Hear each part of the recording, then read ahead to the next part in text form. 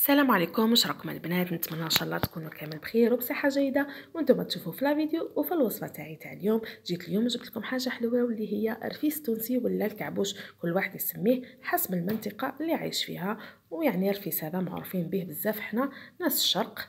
نبداو بسم الله على بركه الله بالوصفه. عندي في المقله تاعي مقله تكون شويه ثقيله، دقيق حطيته بديت نحمص فيه او نحمر فيه.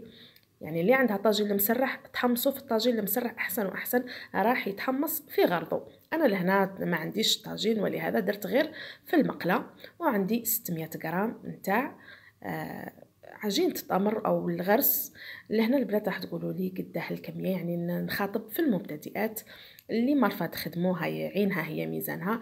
يعني المبتدئه نقول لك ديري باطه ونص تاع مارغرين تاع دقيق. انا كيلت بالباط تاع المارغرين تاع 500 غرام، درت باط ونص نتاع دقيق، 600 غرام نتاع عجينه التمر او الغرس، و250 غرام زبده.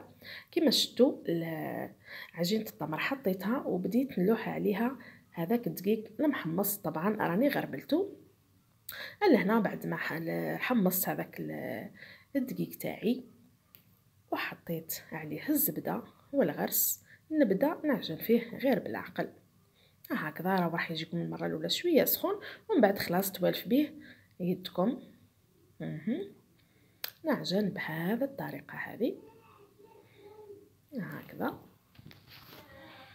يعني سهل رفيس تونسي وبنين، احنا نحبوه صراحه، يعني نديروه في الحفلات ولا هكذا كيجي نظيف.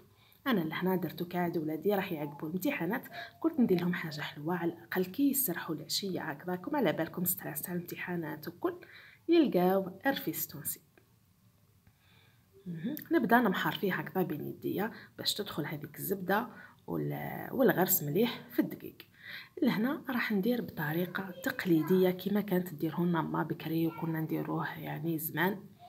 لهنا جبت العصاره تاعي، حطيت عليها بابي فيلم وبديت نحط بالطرف نتاع هذاك الرفيس ونضغط كما راكم تشوفوا، يعني يخرج لي بسهوله.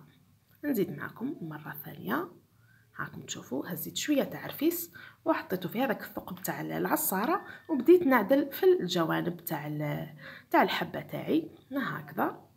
يعني كي تجبدوا النيلو راح تجبد معكم الحبه فاسيلمون، ماش راح تقلقكم. بهذا الطريقه، طريقه سهله وبسيطه. يعني كاين اللي يديروا في ليمول السيليكون كيما في المقادير تاع رفيس تونسي، كاين اللي يدير فيه الجلجلان، كاين اللي يدير فيه المكسرات، اللي يدير فيه حلوه الترك.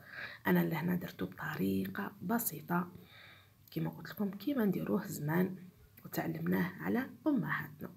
هاني عاودت معاكم شحال من حبه باش تكون يعني واضح لكم الطريقه.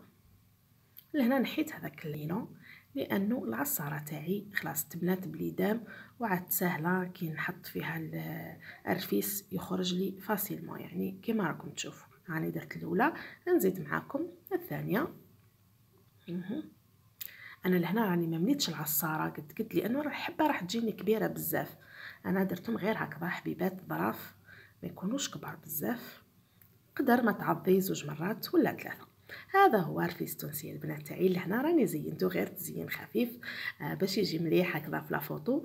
حطيت عليه الورد المجفف والورق الذهبي. حبوبتي الغاليات، هذه هي وصفتي اليوم ونتمنى ان شاء الله كنت خفيفه ظريفه عليكم. قبل ما نختم هذا الفيديو هذا حبيت ندعي دعاء قصير لكل الطلبه. اللهم يسر الامتحانات على اولادنا، اللهم كن معهم وقت النسيان فذكرهم، وكن معهم وقت السؤال فاجبهم، واشرح صدورهم ويسر امورهم واحلل عقدة من السنتهم. امين يا رب العالمين.